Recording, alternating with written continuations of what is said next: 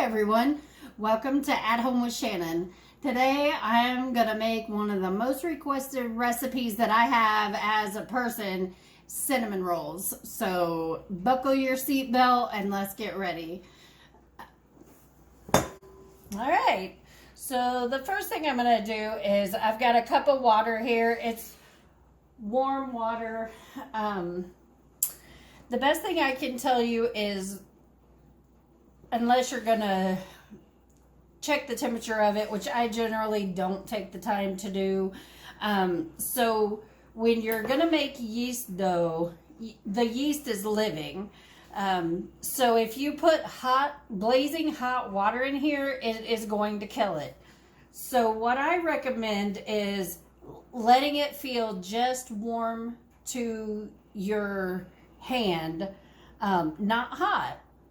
So if you would put a child in it or an animal, like to give them a bath, then it should be fine. But if you're thinking this is going to burn my child or my pet, then it's going to be too hot for this yeast too. So that's the best advice I have for you. If I check the temperature of it, check out my instant read thermometer here.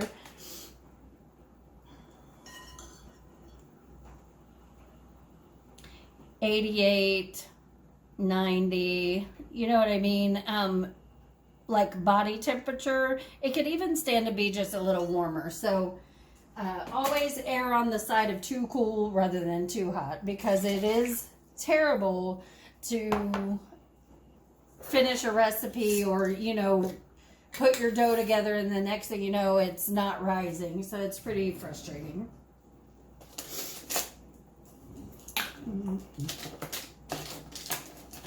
All right, and so it's the recipe called for 1 pack of yeast, which is 2 1/4 teaspoons.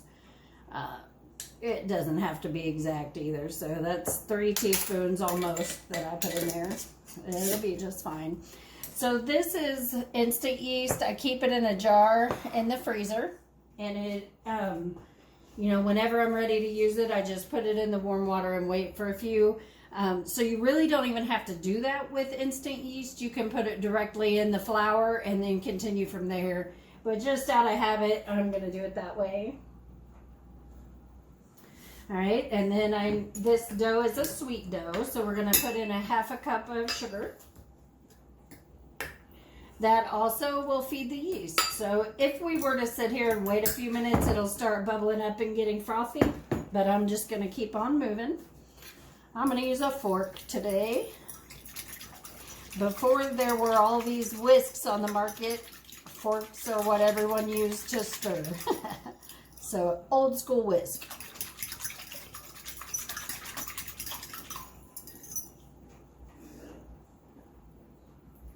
All right, and then 1/3 cup of oil.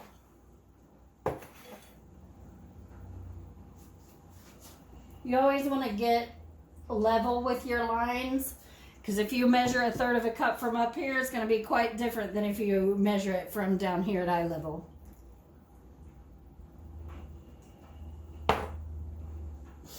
Right, and then so it calls for salt, but I'm not going to put that in right now. The reason I'm not going to do that is because the salt will inhibit the yeast. So I'll put the salt in after I put the flour in. So right next I'll put in 2 eggs. They should be room temperature. Honestly, mine are not. So it is going to bring down the temperature of the water, the water and yeast a little bit, but it'll still be okay.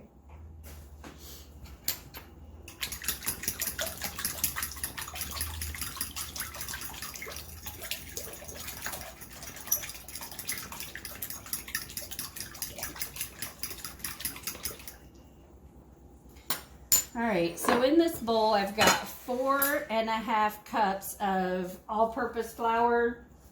You can use bread flour if you've got it, but if not, just use all-purpose. Just double checking my recipe. Always take your time. Make sure you're getting everything. So the only other thing I need is the salt, and like I said, I'm not going to put it in before the flour. but I'm also not sure I'm going to use all the flour, so I don't want to add the salt just yet. All right, so I'm going to start adding some of the flour. So start out adding maybe 1.5 cups, 2 cups, and just let your liquid kind of absorb the flour as you go slowly. Doing it this way and not just dumping it all in will guarantee that your flour doesn't get overworked or, you know, overly dried out. You can do it in the mixer if you like. I'm just gonna do it by hand here. I kind of like to do that.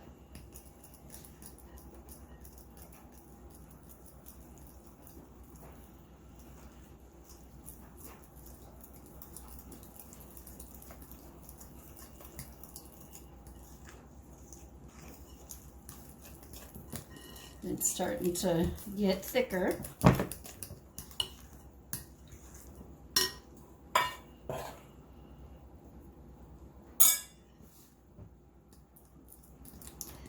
So now it's getting really thick. So this is why you don't want to use a whisk, because if you're using a whisk, it's going to get all up in there and then you're going to have to scrape it all out and it's not going to be very fun.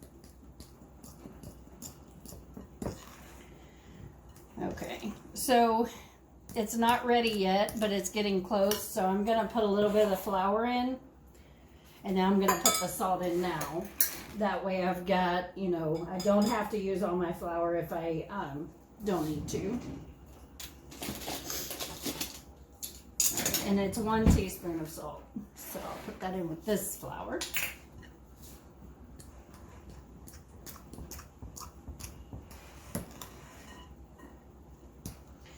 All right, so it is starting to thicken up like a dough now. So pretty soon we'll turn it out here on the counter and start kneading it.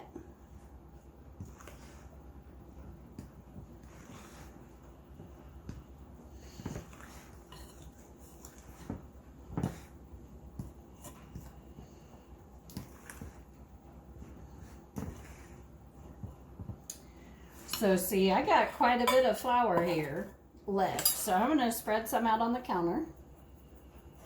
I'm going to take my rings off because I'll have to clean out from under them if I don't. So, plus it can be pretty dirty under there. So even if you wash your hands, so it's probably just better to take them off. Right. Put it on there because it's going to stick to your counter if you don't put down a little flour. And then I'm going to put some flour on my hands. And I'm going to scoot this off here.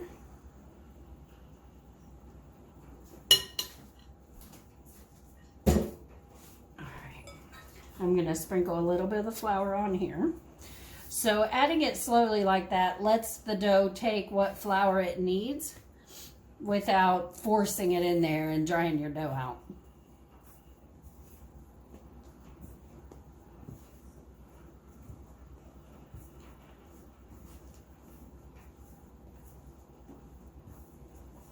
So right now, I'm just kind of folding it together to get it to where it's not going to stick to my hands and to the counter. Which, see, it started to, so I'll scrape that up. All right, so after it gets to the place where it's covered in flour and you just keep turning it on itself, so you'll know when it stops being so sticky. You also don't want it to be very stiff. So see, I've got a good, probably 1/2 cup of flour left, but my dough absolutely does not need it. It's very, it's good to go. So it's kind of shaggy looking right now. So what we're gonna do, so with regular baking, not gluten-free, you're gonna work this to strengthen the glutens in it. So gluten is protein, and it is what gives the bread structure. So that was stuck there. I'm just getting that out of the way. So a little bit more of the flour. So we want to develop those proteins so the bread will rise and have structure to it. So see, it's needing a little bit more. It was starting to stick to my hand again. So just a little bit more. So if this was super sticky, you wouldn't be able to knead it. And then if it was really stiff, it would, you would have a really hard time kneading it. So this should not be hard. Should not be hard to do at all. So I do a quarter turn, lift it over, and then push it. Quarter turn, push. All right, sticking again. So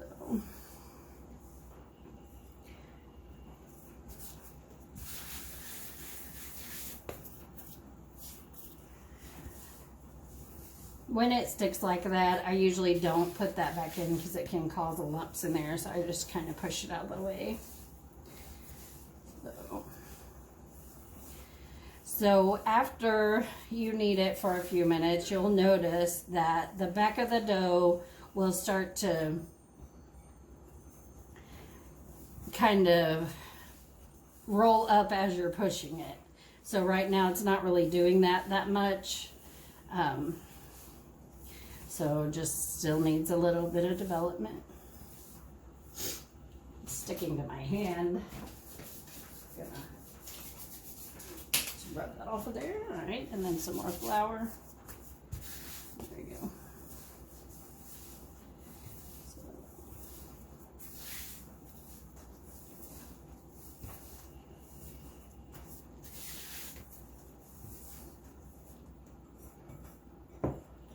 So see, it ended up taking the whole 4.5 cups, but by letting it do it on its own time, then you're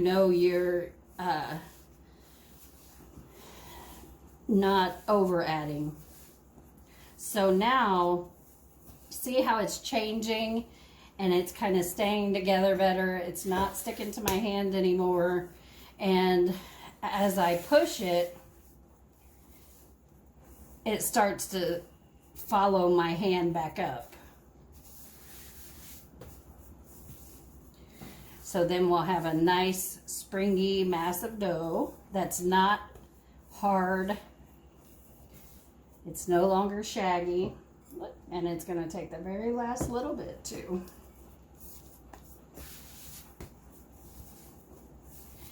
So there we go. It feels as dough should right now. I can work it without it sticking, and then it's a nice smooth ball. Okay, so I'm gonna take this bowl that I had the flour in, dust it out a little bit more, and we're gonna leave this here because we're gonna be rolling this out in a few. Alright, so I'm going to spray this bowl with cooking spray. I'm going to pop my dough in, dust it off a little bit, pop that in there, spray it just so it doesn't dry out on top. And then I'm going to cover it with a piece of plastic wrap. I have a big old roll here. Hopefully it won't take me too long to find the edge. There we go. This roll was in a box, of course, but I got tired of fooling with it, so.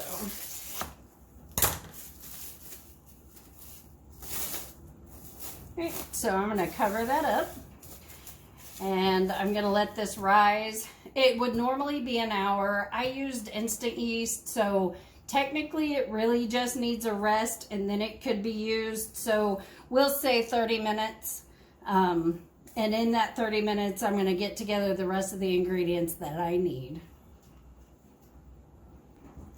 All right, and okay, so now the next part of things we're getting together here is our filling. So it's 1 cup of brown sugar and a tablespoon of ground cinnamon. I use dark brown sugar. I like the extra molasses in it. It just gives it a deeper, richer flavor. So there's 1/2 cup. And there's 1 cup.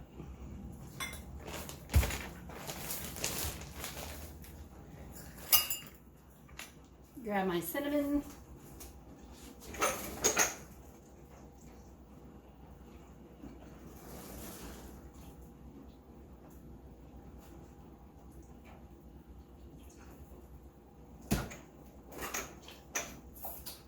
right, little cinnamon, where are you?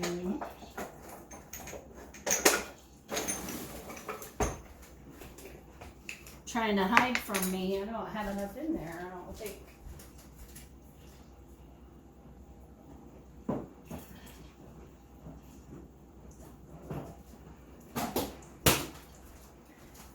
Time to fill her back up here pretty soon.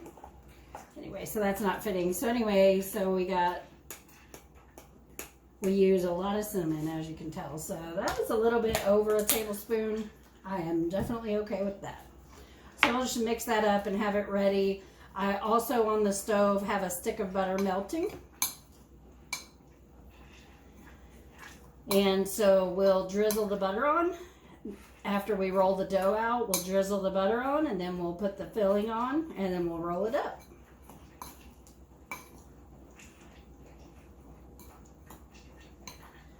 All right, we'll be back.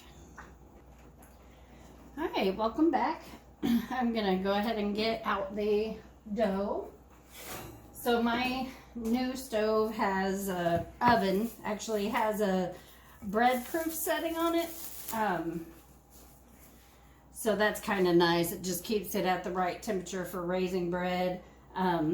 This isn't quite doubled, and that's okay because like I said, it's instant yeast. So the biggest rise is going to be the second rise. So I'm going to go ahead and turn this out onto the counter. All right. And then, so I'm going to put a little more flour on top just to keep it from sticking so much. So it's going to be much softer and more pliable now. So I'm going to turn it a couple times just to get it coated good. And then I'm going to get the trusty rolling pin.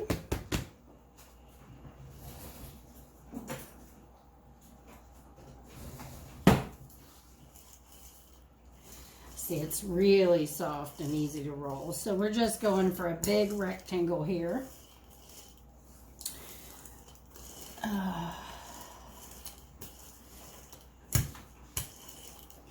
I had written down here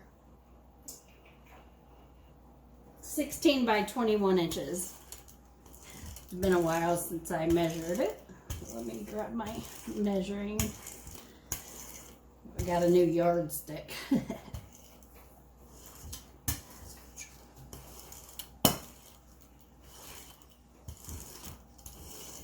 Honestly, what I normally do is just roll it out until I think it looks right. So, try to get it even, but it doesn't have to be exact.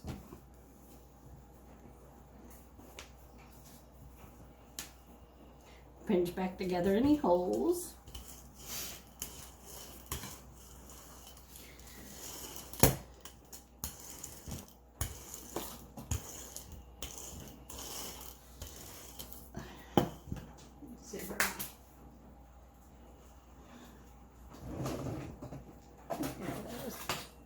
So this is not a yardstick, but it is, so it's 18 inches. That's how long my thing is. So 18, 19, 20, 1, 2, 3. It's about 24 inches long, which is fine. And then 14 inches wide. But so I went a little long and a little short, but either way, it's fine. I can try to just stretch it out a little bit, but like I said, it really truly doesn't have to be exact. Now, if I were trying to make a certain number of cinnamon rolls, or make sure I get it exactly right, then yeah, I would, I would worry about that. But I'm not going to so much. Okay, so I have a stick of butter, real actual butter. You could use whatever you wanted to, but this recipe is not dairy-free or gluten-free, but it is so delicious. So I'm making it. And actually, I might sell some of these later because I truly don't need them. So, all right, so I'm going to take my fingers and I'm going to spread this out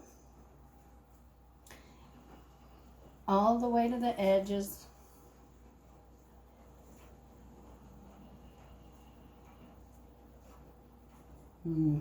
If you could just smell this. And then I also smell the cinnamon mixture sitting here.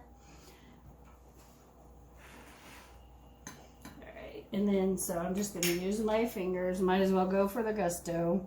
And just try to spread this out evenly.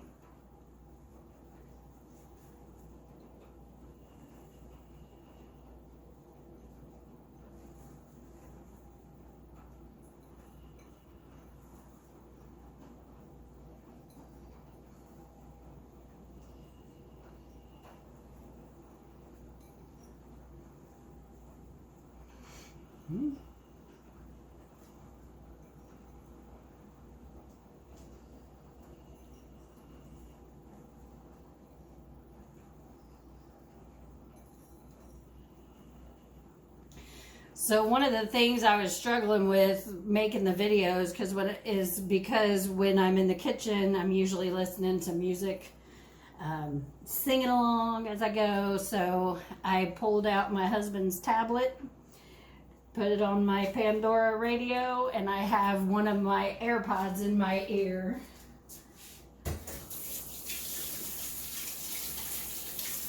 And I'm just listening to some relaxing music. Right now it's actually Bruce Hornsby, Mandolin Rain. I love it. I just love music that is so relaxing and kind of melancholy. All right, so what you start to do here is you start at the end away from you, and let me turn that around here a little bit. Okay, so you're gonna just start barely turning the edge up a little bit, and then go all the way down. Just roll, roll, roll, little tiny bit at a time. There is no rush here.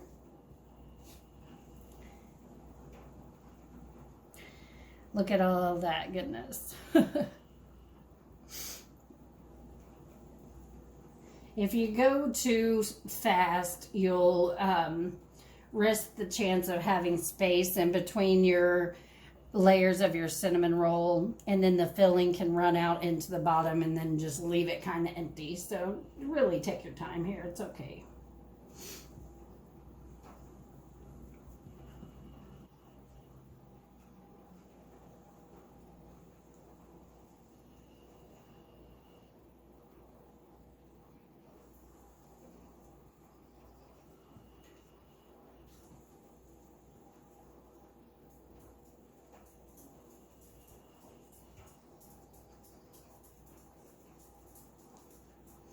Alright, so when I get toward the end, I pull this out a little bit just so it's, kind of even.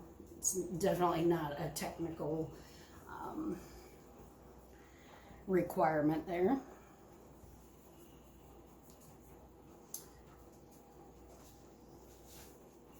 And then I'm just going to flip this over.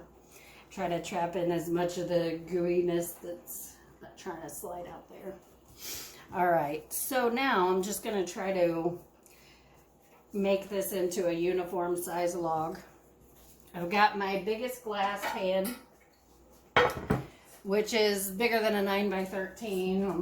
Let me just see if it says it on there. 10 by, oh lordy.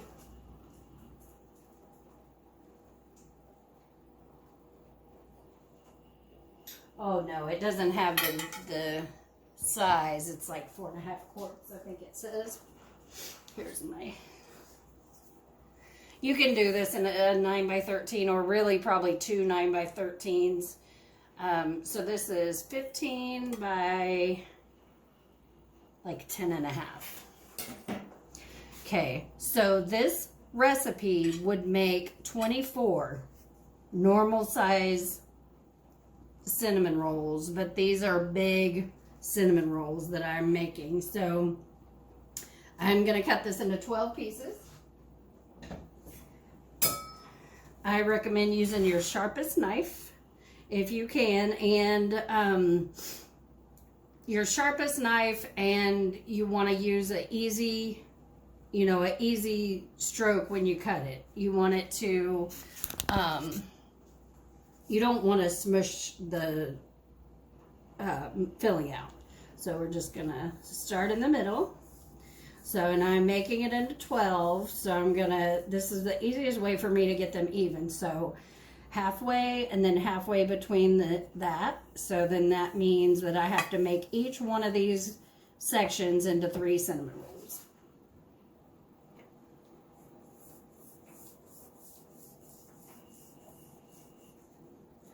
All right, and since we have a little bit on the edges that have, it's harder to get it right by the edge without losing it. So I always try to make the end ones bigger so they actually get their share of filling. So cut those big.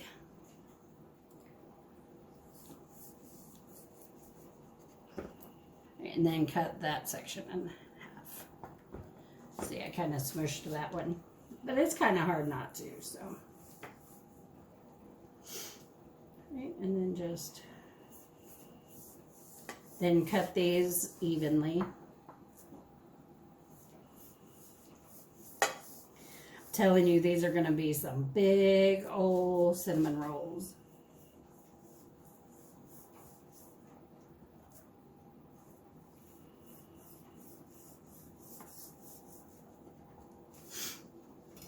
Okay, so you can actually take these and put them on a sheet tray if you wanted to, and you could separate them and they'll, you know, each cinnamon roll will be separate.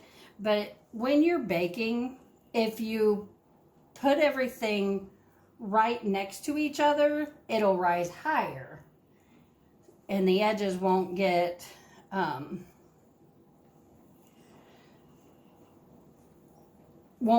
like brown and crispy. I like them kind of soft.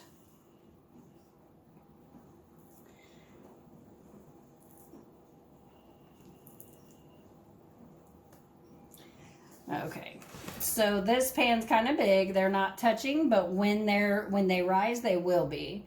So I'm gonna take these and just even them out, space them out evenly. You can even press them down a little bit. So these are definitely gonna fill up this whole pan. Then when they bake, they're gonna even raise up even more. So, all right, so now we're gonna let these rise until double. Okay, show you the whole pan. All right, so they're gonna rise till double. It's probably gonna be 30 to 45 minutes or maybe even an hour, but there's no, you know, no set time for it. So we'll be back when they have risen. All right, it's time to put together the frosting for the cinnamon rolls. This is the dairy version, not the dairy-free. So we got 3 ounces of cream cheese,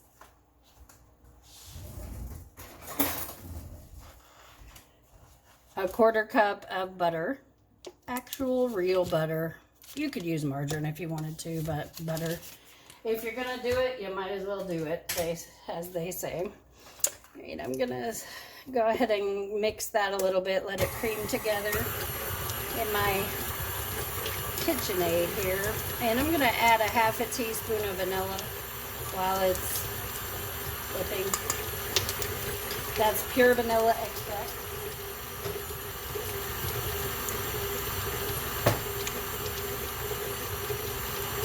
Nice pinch of salt.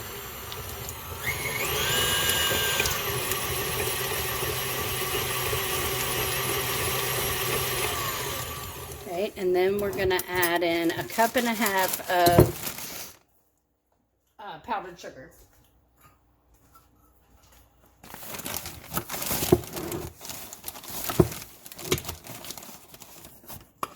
Half.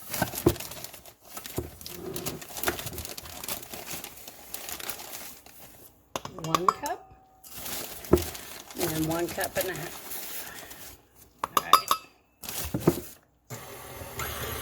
We're just gonna let that blend. It'll seem like it's never gonna blend up, but it will.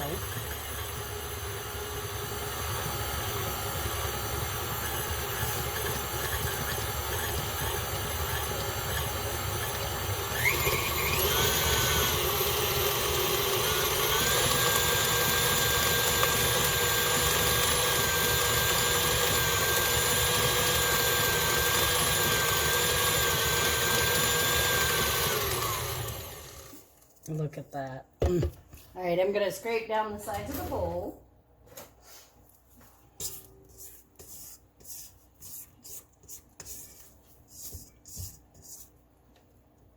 Oh yeah, it smells amazing. All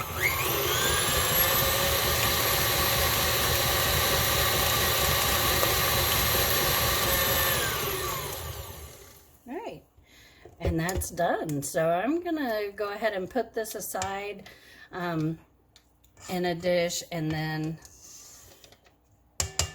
when the cinnamon rolls are almost all the way cooled, then we'll add this. Unless, of course, we're eating them warm, and then it'll just melt all over them. So, all right.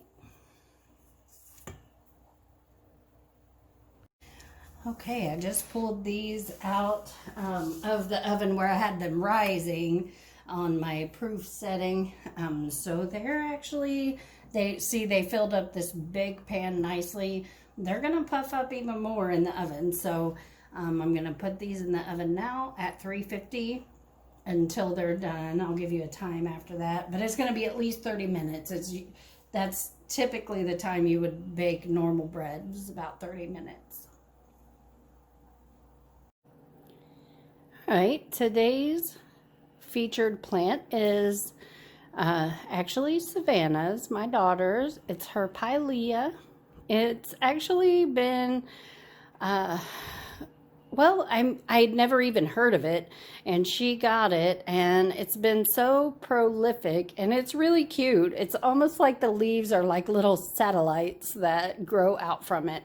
But this thing she got it when it was pretty small. I'm pretty sure she mail ordered it. But if you look, it actually has babies under there. And this plant, we've got probably 3 or 4 others started from it. It just keeps growing and growing. It's so cute. It's just like a happy little plant. So here she is, Pilea. It's P-I-L-E-A, and I assume that's how you say it. So I've heard people say Pilea and all that, but we're thinking Pilea. All right, enjoy. Such a cute little plant. All right, so it's been 30 minutes, and I got the cinnamon rolls out.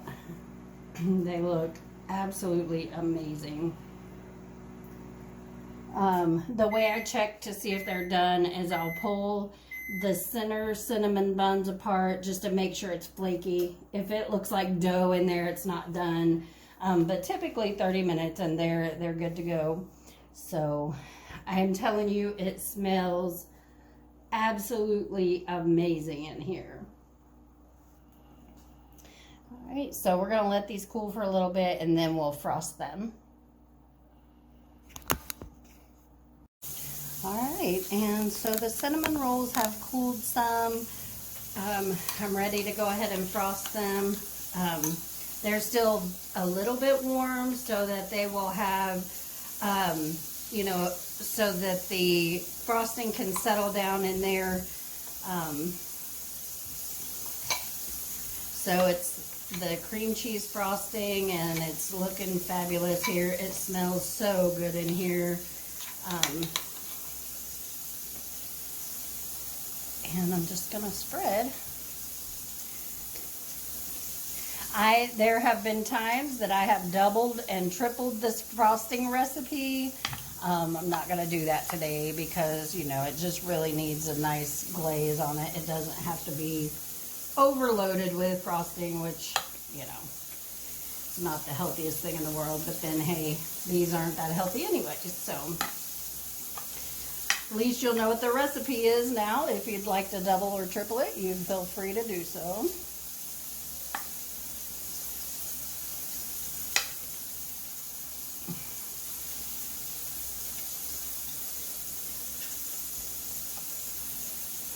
Not sure if you can hear a sizzle, but that's my dinner cooking in the background. So I'm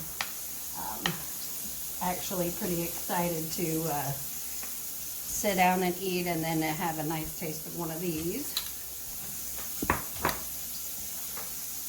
Right, so I'm going to pull one of the end ones out here so I can show you the inside of it.